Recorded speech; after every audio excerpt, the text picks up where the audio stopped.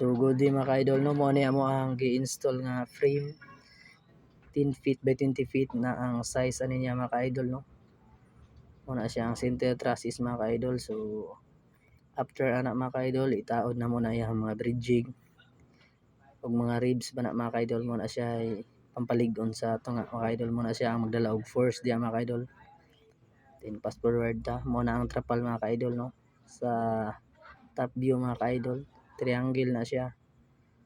So amo sa patindogon diya mga ka-idol no, taoran og poste.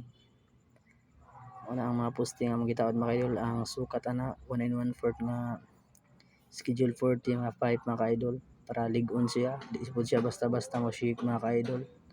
So after diha mga ka-idol no, amo sa nang isiting mga ka-idol kay amo nang butangan og expansion bolt, then i-torx na mo na ang every poste mga ka-idol para di siya mo shake or mo uyog mga ka-idol if ever na ay hangin mga ka-idol. So muna na siya ang setup mga ka-idol no, muna siya ang inside nga view mga ka-idol.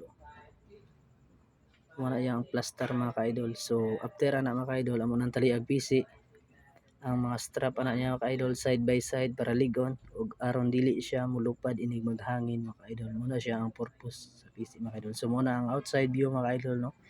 Thank you for watching mga ka-idol and God